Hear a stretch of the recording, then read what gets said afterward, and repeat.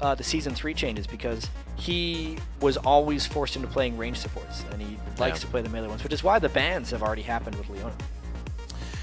Not too much focus as we had in the jungle coming into this game. Only Vi has been taken out, possibly to see an Elise coming in here. I'm not sure what Zuna really has back on CLG Black. He was a Jarvan player, he was a Lee Sin player, but I don't know if he's going to keep going with that now. We don't see too much Jarvan in this day and age. No, we really don't. He was played a little bit in Challenger. The bans throughout, there's 2 support bans targeted at Crepo. There's a lot of options they have here with their first pick. They could do the regular top laners. They could do a Thresh, and obviously Yasuo was banned through most of Europe, saw a few things in. Even Kassadin's available. There's so much, and it's the Kassadin. That's the thing. You may not think about it, but when new champions come in, those will slip your mind real quick. Kassadin does get through most picked, most banned, I believe, as you look back at most of our recent tournaments. Definitely most banned. Yeah, well, yeah, absolutely most banned. In the start of the split. And very quickly for XDG, they get the Thresh for Bloodwater. He pretty much only plays Thresh and Sona, so he got the pick he wanted. And I think that Olaf is going to be for Zuna. I was talking with Benny a lot about his favorite top lane picks, and he says, Olaf's one of my favorite top lane picks, but he's too strong in the jungle, so I never get to play him there. So this is a jungle. Very. Now that the jungle's a little more beefy, you can get him pretty fed up in there. Good pick that goes along with Olaf recently has been Sivir. To get that all-in charge kind of composition going. You see that a lot coming out of Korea. We'll see if Xmithy actually ventures into that zone. Sivir's a little bit different of the AD carry than you would usually play, so we'll see if it fits his suit. Snoopy and Pobelter here, thinking for the team. Pobelter's got what he wants. What are they going to show, though? They see jungle and they see support, so they can kind of... about Yasuo. Yeah, they're mind gaming Yasuo. They already have the Kassadin, though, so they wouldn't have solo laner Locked synergy. it. And they locked it already. They can't combo with the Vi jungle, but there's 38 champions in the game that can combo with Yasuo, so there's something they have left. You will not see a Yasuo pick without some type of synergy to help him with his initiation. That'll show in their last 2 picks. Looks like ManCloud may want to leave himself for the end, even to see what the rest of it is. He probably feels pretty good going up against Kassadin, but he wants to know what's going to be coming at him from the sides here. That's what he's really worried about. Right now it's XDG to pick. Zuna actually played a little bit of Vayne. Didn't fare too well on it. No. But Vayne's a very scary pick here with everybody jumping on your face. But they trust Xmithy's mechanics first and foremost, and they trust him with any AD carry they want. I'm more interested in what ManCloud wants to play. If they hold it. Against Kassadin. Well, because if anyone is ready for Kassadin, it would be ManCloud. He would be the one that said he's okay to play against Kassadin. Yeah, something like Kayle would be really good for him. And it's strange how Kassadin became this must-ban almost overnight. Yes, he had a few big games for Peke against Cloud9, but he was mostly the same for such a long period of time, and then became permaban because kind of everyone learned him and just got fed up with playing against him. But it doesn't mean that he's uncounterable or unbeatable. Right. It's kind of more of a problem for the team than it is the laner. You know, he roams and then he just kills your AD over and over again. And it's really hard to roam on a Kayle. Yeah. Because Kayle not only shoves the lane, but kills towers extremely quickly. But ManCloud does get his champion that he can two-shot somebody at some point. You know what's really interesting? It's a Yasuo effect. Oh, hit me. Yeah, so his Wind Wall blocks like auto attack projectiles, but there's 2 champions who you'd think would have ranged auto attacks but hit through the Wind Wall because they're technically melee attacks, no projectile. Thresh's auto attack and Kayle's auto attack with her Eon. They have both of them. Both blocked out? Can't block block not the Vladimir. The Vladimir they can't, the Wind Wall can't block it. Yeah, Vladimir, the damage would happen, but the heal on the way back stops in the Wind Wall. It's unfortunate. It's actually pretty cool. You see a Lulu. I've seen a few Lulus coming in and out here. Maybe AP Lulus. So they can try and chain. They don't actually have the easiest knockups. Yep. Someone has to be in the team to begin with. Then they can knock up an R off of it. So it could just be a Yasuo Eing in, getting Lulu walled, and then extending the knockup. Or it could be a kickback from Lee Sin. It's interesting, though. Highly mobile team. Not very fun to play against. Now, Snoopy does not play much Lee Sin. He has never been known to be a high mechanical jungler. That there could be some crazy world where he's actually jungling Yasuo, and Pobelter is playing Lee Sin in the mid lane. That's crazy talk. I like it. Or maybe they'll swap. I actually thought we were going to get AD support mid lane. We haven't seen it in a while, controlling Bust last game, but they decided to flip it out. Still looking for what XDG has to go against, I'd say, a pretty crazy comp right now from EG, especially like you said, from what we have seen them play. This is going to be interesting. Oh, right. I was crazy talk. It's a top lane Yasuo with an extremely strong level 1 and 2. Right. And Yasuo is actually a very strong laner against Mundo and Shyvana early on in the game. Yeah, early. And I think that's actually what Benny would have picked if he wouldn't have to go up against Yasuo. That's why he picked Renekton, because almost no one matches up against Renekton's power that early in the game. We'll see what he can do. They have Olaf and Lee Sin coming through on the jungle. How is that going to factor in for both teams? People see Olaf to come in because he is such a detriment in fights. He is so powerful. But does that stand up to early game pressure from Lee Sin all around you trying to get in your jungle? I feel like Olaf should be able to deal with it early on in the game. His early trading is quite strong, and even Lee Sin has some troubles keeping his health up in the jungle. Yeah. Snoopy would have to get very aggressive to try and make some counter jungle plays. All right, well, the champs are locked in right now and loading. So let's take a quick look at who you voted on to win this match. According to LOLesports.com, 79% of you think Evil Geniuses are going to come out on top of this game. It's a little high. That's a big vote. That is a big vote. It's obviously the fan vote. Evil Genius is an extremely popular team. XDG's been around a while, though. They have a fan base. XDG was a very dominant team. Sleeping. Very dominant team in the summer split. And people seem to think that just because they've had a poor offseason and they swapped roles between jungle and AD carry, they did it for a reason. Like, they're hoping that this improves the team. And I think that that's a big underestimation of XDG's ability. So coming into this matchup, XDG has always been a team that loves to grab an early lead. They say if we have momentum by 20, the game is ours. Something to keep an eye on right there. They were probably the best early game team in North America last split. So when they beat Cloud9, it's when they were able to get through it. And historically, Evil Geniuses has been a very poor early game team. Yes. That more focuses on the late game. So that could definitely be something to check out here. We are onto the Rift. The second match of the day about to be underway here. We have EG versus XDG going live. And it is going to be Snoopy and crew trying to take down now Zuna and crew. Zuna in the jungle for his team. Going to be rocking some Olaf. Snoopy on the Lee Sin, which is also something we're going to watch because we don't usually see him on those aggressive type junglers. We have not seen him play that for quite a while. If almost ever in the competitive scene. Whenever there was a Lee Sin on the Evil Geniuses side, it was Froggen who wanted to play it in the mid lane. Not Snoopy who got it in the jungle. XDG feels pretty confident. They have something in their mind and to prioritize as they make their way into this match. As they move into the jungle, it's just going to be a red buff hold here. And it doesn't look like EG really wants too much about this. They're going to make sure their jungle's safe, but as long as they don't lose anything, they'll be fine with it. No, and as long as they don't get spotted too much by wards coming through, this is going to be a safe back for them with no real danger happening. The only problem that might happen with XGG here is if they don't ward, or since they didn't ward their own jungle on the way through, that someone from EG could have gotten position for them. But that's actually, something that hasn't happened with the new trinket system is since, you see how they're all still recharging because they can't use them until later in the game. I think it leaves so much potential for early game invades and people actually getting in position to make plays. And no one in the competitive scene yet has really taken advantage of that. XDG almost did it a little bit there. They were looking for a one and done. They didn't really leave any wards to be placed, as you said, because the trinkets were going out and they hadn't put any extra money into it. But for now, they were looking to get the advantage we were just talking about. Something that'll give them a lead as they get to 20 minutes. They're in a safe zone, nowhere near no man's land, and they have the game in their hands. CEG staying safe for the beginning. However, it is going to be pretty much even matchups. Yeah, we're going to see that Zuna, or not Zuna, Smithy rather now. It's going to take a bit. We're so used making to his way down to the bottom lane with Bloodwater. Obviously, we got to check to see if Snoopy has many counter jungling options as well. Yeah. Zuna burned through almost all his mana. Luckily, he's got that blue buff to pick it back up. And the mid lane, obviously, I think is going to be a big focus of this game. Whether or not ManCloud can shut down Pobelter's Cassidy. That's just huge because there's this perception that as soon as a team locks in Cassidy, it's just GG, the game is over. It's not the case, and ManCloud is ready for it. Kayle has been destroying people.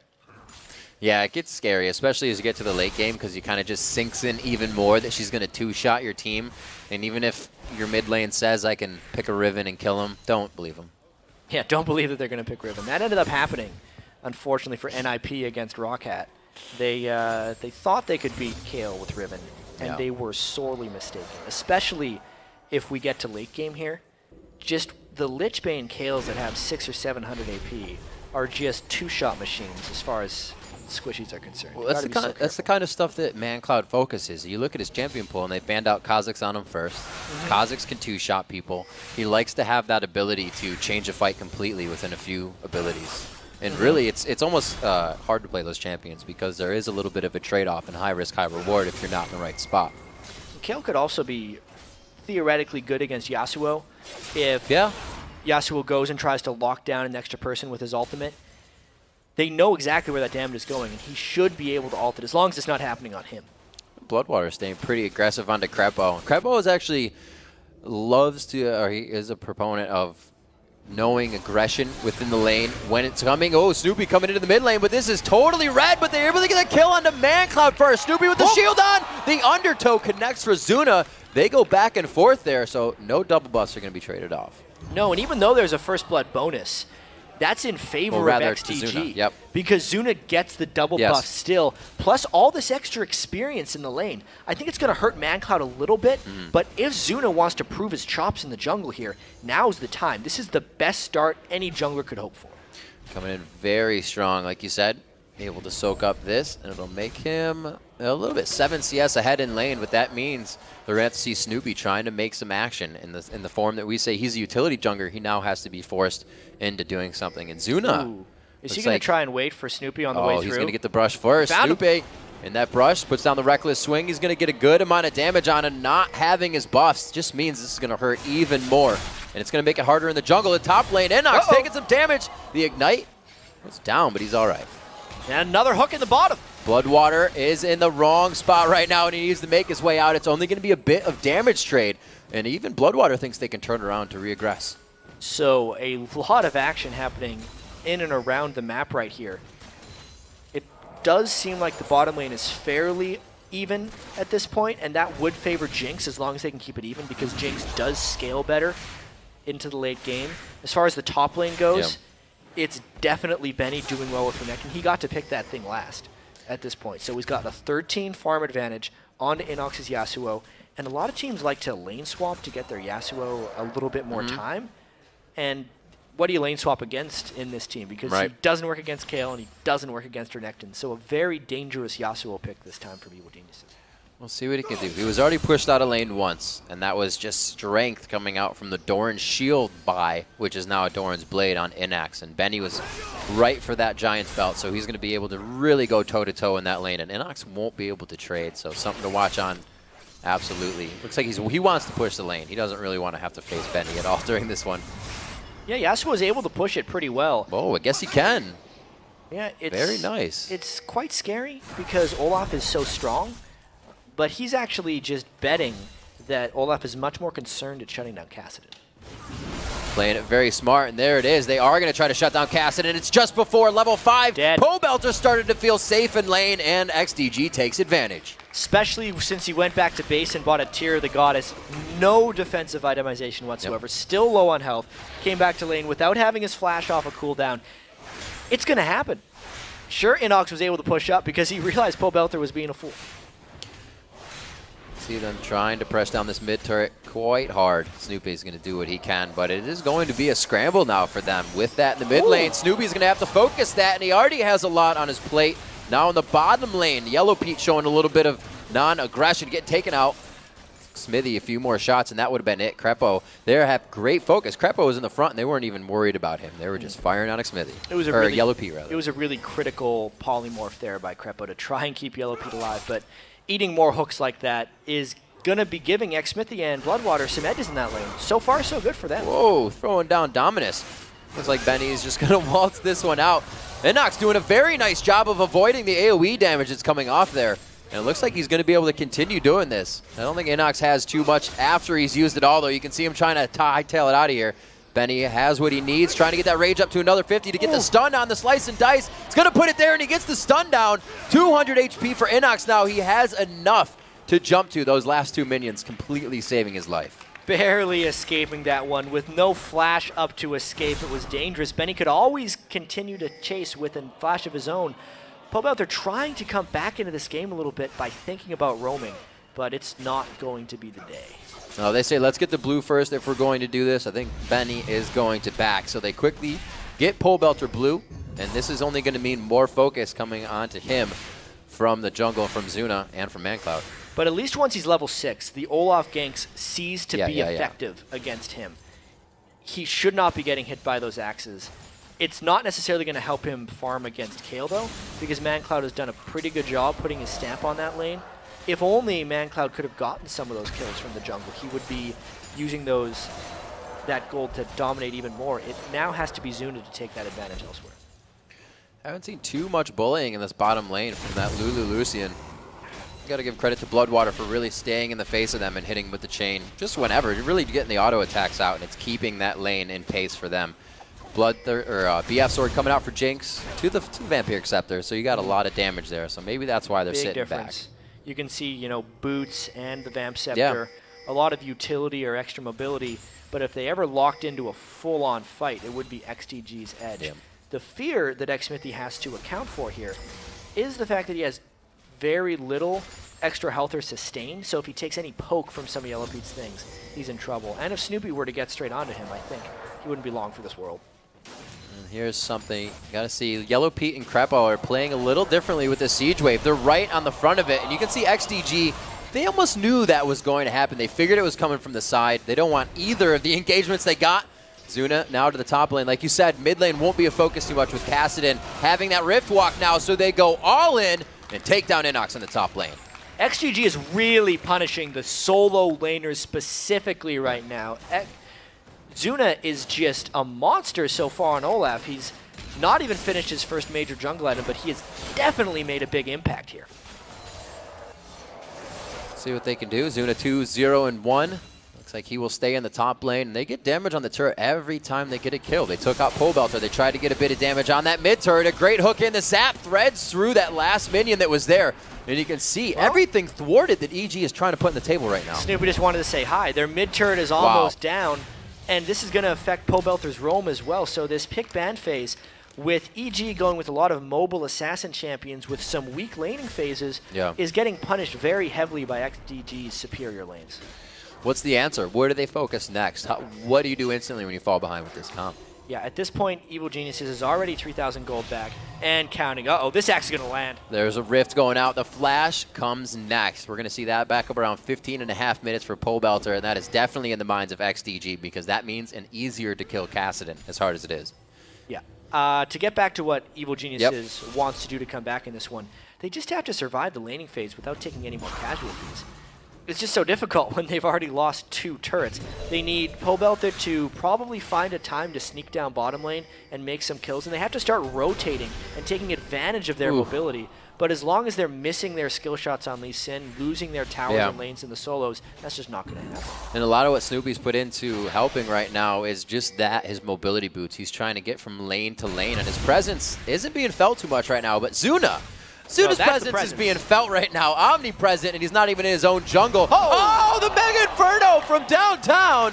A very nice shot from McSmithy. Great combo by the duo swap. Oh yeah, they are in perfect synergy. Jungler knows what the jungler wants, AD carry knows what the jungler wants, and they get themselves a kill. 4-1 here at 11.5 minutes in. XDG taking quite a definitive lead, but we're not in the laning phase just yet, so these fights may be organized well as they come in from EG. We still got to see objectives, but right now, a beautiful play to start off that kill, and shutting down Snoopy over and over again is not helping EG at all, especially on this Lee Sin pick. Yeah, absolutely. I mean, we were wondering why Snoopy would play Lee Sin because it's not one of his normal things that he would want to be doing. I think he would have loved to have Vi, but obviously that was banned away. And they haven't had any synergies thus far with Inox's Yasuo. They put him so far away from the knockup combos. I mean, that's why when I watched Yasuo play yesterday and there was a Trundle top lane, they could just walk top lane, Trundle could put a pillar down, and Yasuo would immediately appear on the target, and they were generating tons of kills that way. But EG can't necessarily do that. The only way he could even combo with a knockup is if Snoopy's Lee Sin comes in, lands his Qs, gets in melee range, kicks him up in the air, and then finishes, and that is just too much work. He's getting bullied by Renekton and can't be helped. And you see in the bottom lane there, Smithy and Bloodwater completely freezing the lane, getting a lot of zone out of this as well. Already backing cannot do much. Crepo, or Yellow Pete and Crepo are just not having anything in that lane. So when they come back, it's still going to be a stronger Xmithy. He has that BF sword, and he's just purchased on the side of Yellow Pete. I think the Nashor's Tooth coming together, too, for ManCloud's Kale in the mid lane. Yep. He's really just trying to dominate. Now it's Benny who's able to roam. This is what I was talking about with Renekton in the last game. How Renekton wants to try and make map moves pre-20 minutes, right. pre-25 minutes, because he wins the lane so hard. So now Benny's going to be counter-jungling the blue buff, messing with Snoopy's stuff, taking the wolves after that, and really making a general impact on the game. He's kind of drawn a line across where he is right now, just horizontally across the map. The lane was pushed, and now he's going to go back, and he won't let it get any farther than that. But he can also go to mid on that line as well. So nobody's even there to stop him. The split push is working. They're not even capitalizing on mistakes. They're just a few steps ahead right now. They don't need to capitalize on mistakes because their lanes are stronger. They've built an advantage, and now they're just working with it. XDG, like I said, was the best early game team of the summer split in Season 3. They're going to try and continue this one. EG wants to take the Dragon because they've roamed down and they have 5 people, and XDG may or may not want to give it to them. Let's see what they do. They are. They have the positioning. They put themselves inside. Oh, he flashes into Wild Growth Rift out. I like it a lot. They keep going for the fight. Ragnarok is there so he can turn tail and run out of the fight, but they are not done. Zuna's there watching the health of the Dragon. It's going to be a chance for the steal. Snoopy going very low, and they're going to lose the smite on this one. It is down. Dragon is up and angry, and it looks like the fight will continue outside the pit. A beautiful undertow at max range to take down Yasuo. Inox falls, and Zuna heads right back for the objective. XDG did lose 2, but they got 4, and now they have power at this Dragon. It was a slow roam down from Benny, but it was a good one. So they did get a Yasuo combo off, but it was on to Bloodwater, and he still got his box up and trapped both of EG's solo laners inside of it temporarily. Then they decided to stay on the Dragon, even though Benny was on his way down. Mega Death Rocket took Snoopy out of the equation, and when Renekton at this stage of the game enters a team fight, it just wins the team fight most of the time. Zuna used his axes, and XGG crushed that one because they found a 5v5. You know, also for Zuna, this is like a heyday game. Who is going to crowd control him even when he doesn't have Ragnarok? Not much. Absolutely. There's there's glitter lances from Lulu, and that's mostly what he would have to look out for. Everything that just helps XDG excel right now is happening and is in their favor. 4-0-4 from Zuna, his first LCS presence in the jungle, rocking for his team right now. Still up in CS with making all that impact happen on the champions, as well as in the jungle. Yeah, geez, this gold lead is just incredible right now. This could be a very quick game, actually. Yeah. Especially considering XDG has incredibly fast turret killing with ManCloud's Kale, and Xmithy's, still weird to say Xmithy's Jinx because he's an 80 carry now, but knowing that they know how to convert on their advantages, they've gotten the Dragon, they've gotten the other 3 turrets. Let's see if they can get down the second row turrets as well. Right. We know what EG is trying to do. Trying to hold it out, extend the time on this one, figure out where they can go, but this is where they almost fall into, you know, a sore position. They try to get split pushing on Yellow Pete maybe. He tries to farm up a little bit, and they don't have what they need, where they need it, when they need it. And they kind of fall behind over and over. Looking at 16 minutes right now at 8-3. Benny's still pressuring that top lane. And it doesn't look like EG is really trying to make a move anywhere. They're just clearing out their jungle right now, making sure it's safe. Yeah, you can see Pobelter's not really changed paths with his item build either. He's went for the Archangel Staff, which he's going to try and transform into a Seraph's Embrace, but he's just so squishy. Yeah. He gets hit a couple of times, and he's going to be completely out of that fight. There's not the tank presence to kind of help Kassadin go around, and they need a very strong assassination presence if they want this to actually work. But once you fall behind and you're a bunch of squishy assassins, there's usually not coming back. Right. Did you look at EG's initiation, and it's a cool initiation. They got the Rift Walk in there and the Wild Growth, but it wasn't what they really needed in terms, or Tremendo, it wasn't really what they needed in terms of damage. There's no damage that comes out of being popped up there. Yeah, just a little bit from when he gets on the target, but it just, like, yes, they killed Bloodwater. No, they were not able to kill No, they were not. We'll see what they try to keep doing here. Xmithy staying safe on the Thresh Express as he gets himself just out of range. ManCloud's doing the single push in middle, and Benny is still just kind of riding that line from the top lane to the mid line. It looks like he's going to be able to put up enough pressure here to get Pole Belter out. That was one hit right there. Yeah, it's the Q and the auto attack from Kale right there. Even if they threw up the wind wall, it would stop the Q, but not those auto attacks from Kale. Like the one ranged attacker in the game that can hit through the wind wall because there's no projectile. As they say over in EU, that Lee syndrome going in. Snoopy tries to get deep. They were getting Pole Belter the time to come in here, but the wind wall put vertically next to the fight. It looked good. It looked really pretty, but it was an ill-advised fight as XDG can just steamroll through. X-Smithy's in a bad spot, though. Yeah. Whoa! Max Range Lantern, how about that? We got a monthly pass on that one. There's the Inferno Rocket. They have so much poke without really having a ton of poke. It's just one after the other of tiny things, and they're amounting to a lot. And EG can't punish for positional mistakes. You could say, oh, it's fine because he had the Thrush Express to get back to the team. But that was a dangerous move for X-Smithy. Yeah, it's the first. Just wasn't punishable. Pole Belter is far behind, generally harassed down as well. Snoopy had that unfortunate need to go in on his landed resonating strike. Or Sonic Wave, rather. He got the resonating strike afterwards. Not smart moves by EG, and they're getting pretty outclassed right now by XDG. Building pretty much whatever they want to suit their needs. You can see two Randuins already being built side by side right there. We got Benny and Zuna both putting those down because it is a team that's going to jump on you. If EG gets the fights they want, they'll be on you in a second.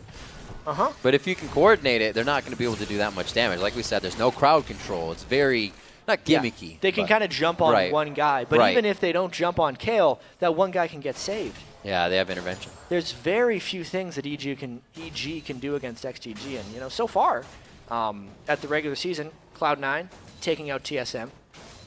Maybe XDG is going to continue their regular season domination as well. Both these guys were the top two teams last split in the North American LCS.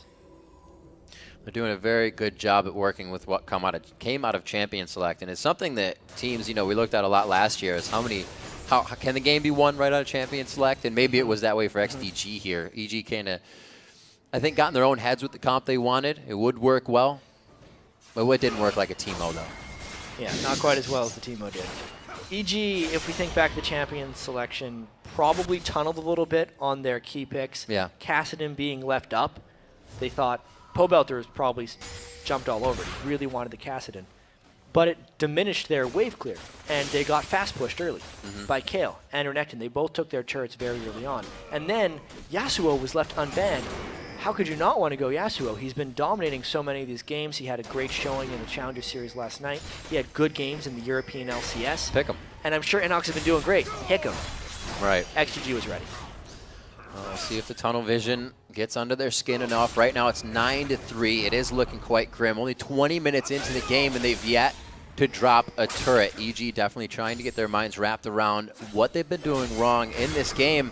So far, they've only had the chance to stave off this split push. XDG is doing a perfect job at keeping very, very multitasked for EG. There's a little bit of aggression. They don't want it. They also don't have vision of that area, really, so they don't know what they're getting into. Yeah, that was just harass so they could secure a safe dragon for themselves right there. And Inox is in a lot of trouble here. Wow, Benny getting some good attacks on. Oh, he puts himself in the throw. The Ignite just stops ticking. Very nice. Inox keeps himself alive, but back good and choice. Forth and back again, and Inox is able to get out of that one alive. Sneaky moves, but he's supposed to be able to fight him. Yep. And he can't at this point. Just tons of stacked armor for Benny. He did early. Well, you look at it, right? He went straight for a Blade of the Rune King against huge tank that's still going to be able to put out DPS even if he doesn't build that damage. Here's the thing, though. Like, he has double crit as a passive for a champion. Yeah. Blade of the Rune King doesn't have crit. Yasuo's almost only relevant build path is a static shiv and then an infinity edge because it gives you the 90% crit, and he already wants to move around for his flow, so therefore he wants to get static shiv. The fact that he's had to go Blade of the Rune King means he's never going to get to his items. No. He's not actually taking advantage of his champion because he had such a difficult lane. Something you have to consider. If one lane can actually have that much trouble, do you combine it with the rest of these champions? And I think, again, it leads into our question of, did they tunnel in Champion Select? Because it seems apparent now. It's just a game that XDG was able to see from the beginning. They didn't really have to do any counter jungling to get where they needed to be. But Zuna did focus on Pole Belter early. The build that he had in the tier didn't help. They were able to focus him again. And we really didn't see Snoopy. He bought mobility boots first, and he really didn't make a presence out of the jungle. Yeah, so XDG was able to get down 6 turrets. So they've gotten the second wave. Now would be the inhibitor wave. That's the time. And yet to be retaliated by a single turret. This would have to be a monstrous comeback for Evil Geniuses, because it's not one of those games where you have a close goal lead and you get a few turrets and then you're back in the game. Even if Evil Geniuses got these turrets down, they would still be in a large deficit. And this is actually a little bit of a different game for XDG, if you will. Usually you see Zuna Man-Cloud with all these kills, but he's the one who's 1, 2, and 6, while the other one's 2, 0, and 1 for Xmithy, 4, 0, and 5, 2, 0, and 3. So they've almost changed up their style of play for this one, and they're letting Man-Cloud do what he needs to, while everybody else is carrying. Yeah. At this point, Man-Cloud was just getting the assist kills, but this could be the fight EG did not want. Oh, from the outside, Xmithy using the Fog of War to his advantage. He's going to come in. Could he get a double here? It's going to be Inox next. The kill does not go to him as they start to trade it around. Very nice job coming in from Man-Cloud and Zuna to pick up a few more. Zuna with another one now at 6, 0, and 7. Another double kill for him on the game, and the ace for XDG. Just an easy and clean fight for XDG here, but EG is running into XDG at a turret. Pobelter got his face knocked off at the start of that fight. The ultimate finished him, and then EG is in full run mode. They were definitely trying to force something because they knew they were incredibly far behind, but you could really see how far behind they are in this fight because XDG just rolled through them with high-level play. No crowd control. That's really a problem in these fights. You have Renekton and Olaf doing whatever they want. It can't be not said that the crowd control is a problem. Yeah, 607 on Olaf. He's pretty strong in the jungle. You can see why Benny is not allowed to play him in the top lane. Suna wants him for the jungle. And now they're actually baiting a Baron right here. They do not expect EG to have vision control. And that was very weird, but they got a kill on Mulu. I think we skipped ahead in time a little bit right there. Let's do the time warp again. Let's get into a fight. All the wards going down in the same spot. You can see a few holding hands there for XDG, or rather that would be for EG as they place them over the wall. XDG with 3 pings right now surrounding the Baron area. They have full control of this next fight. And it looks like they won't get Baron. EG does not bite. Now at this point, XDG is playing it safe. EG's done a Baron dance or 2 in their day. Yep. Used to be what every game ended up coming down to in Season 2 for a lot of these guys. This game's not going to come down to a Baron dance, though.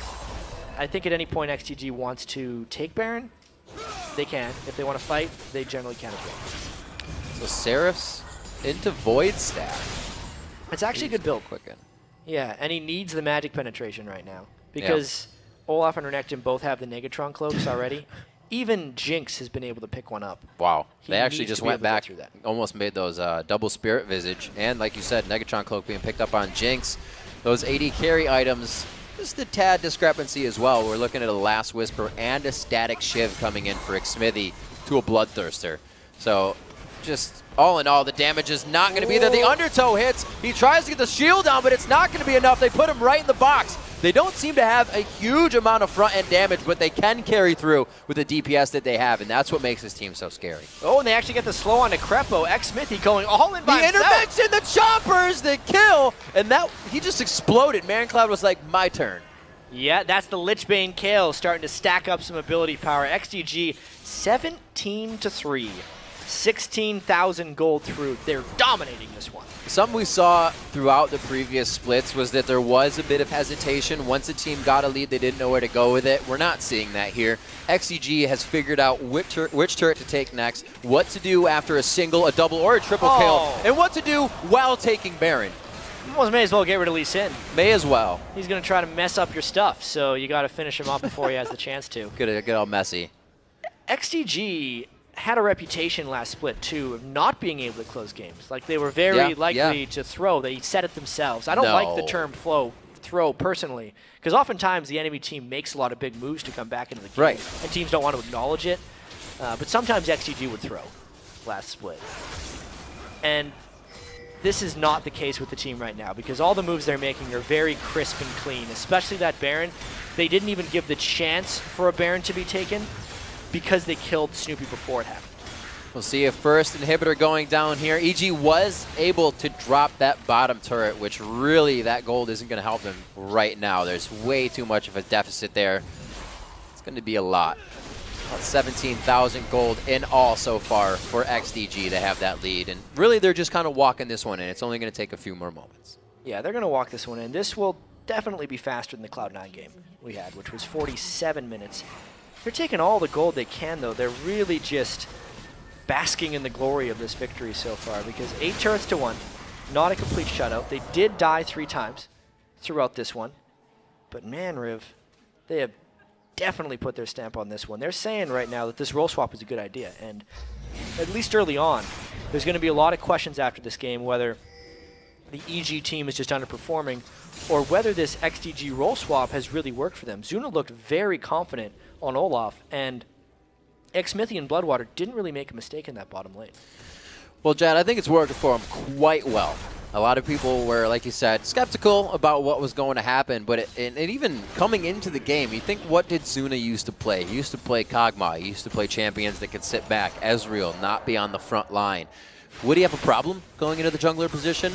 Absolutely not. He doesn't say so. I mean, not to bash on Zuna's AD carry too much. Right. But he was oftentimes found out of position. A lot of times on AD carry. He loved to get way too in the face of people in team fights. That works in the jungle. I do the same thing when I play AD carry. I get way too close. If I'm playing Tristana, so you're a jungler. I shouldn't play Tristana because I just want to jump on people to get like the slow. Because that's what I would want to do if I was a tank. Like double lift. Jump in. Yeah, that was a very bad move on Tristana to jump inside those times. And it fits. It just fits your playstyle if you want to do that. 30 minutes coming up on the clock here. A lot longer for our last game. XDG trying to put a quick move onto this one. We can see they have switched to 3 sweepers and 2 trinkets, and that sweeping has cleared the map of EG's wards. They have nothing outside their base, nor should they, because they are trying to stay safe. Danger, danger. Going through with the Inferno Rocket. Looks like they are, or the Mega Death Rocket Ragger. Pole Belter needs Asania's, I believe. The shield wasn't enough on Seraph, so Blaze goes down. Double kill coming. I believe it was just in 2 swings. A third swing coming out from ManCloud. And a third kill. Then the Nexus now to fall. The turrets go down, and they're going to be able to get the 2nd win of the LCS Spring Split here in 2014 at 30 minutes. And that fight was over before it started. You could not have a more convincing Day 1, Game 1 victory than Vulcan just had against Evil Geniuses. Role swap, so far, so good. Zuna yet to die. Yeah. 15 assists to go with his 6 kills. Zuna going all reckless in the jungle. If you check the website, that'll be a 21 KDA after 1 game, which is pretty impressive with his first debut. Neither of the swappers actually died. Xmithy 6-0 as well. Wholly a game where champion select I don't think went right for EG. No. Or the actual game. Yeah, the actual game as well, but it's kind of like the first game where there weren't many mistakes made by EG, but that's only because they didn't get the chance to.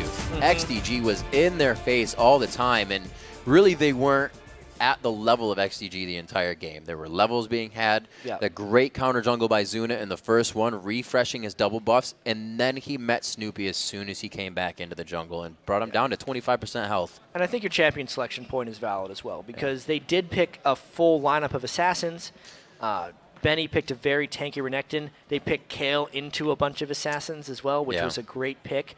And in no way, shape, or form was that working unless they got way ahead really early, but that wasn't going to happen with weak lanes. Right. The synergy isn't there for EG. Maybe that's why, you know, ManCloud stayed back, because there were so many assassins. Defending the one would have just got him killed by the second if he played normal, if he played to always push the lane. Yeah, well, ManCloud's game plan that game was just to push the lane. Yeah. It stops the Kassadin from roaming. He knows he can beat Kassadin in lane, as most people can in lane early on, but he stopped the roaming. And it showed from their focus. They put, I don't know, a good 25% damage on the turret after that first kill, even though Snoopy tried to get there and was like, oh my god, please don't take mid-turret. And then it happened the second gank, mid-turret was gone. Yeah, really fast.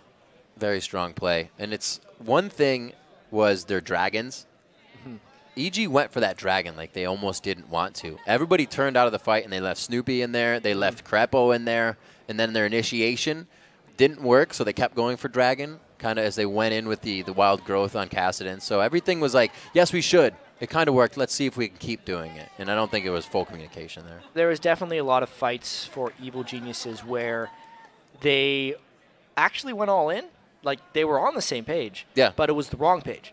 And they need to pick it up for the next game. We'll see what happens. When we return, Freak and Kobe will be joined by XDG Zuna. Then we'll see if Curse can make a splash when they take on Team Coast. Day 1 of the 2014 NALCS Spring Split continues after this.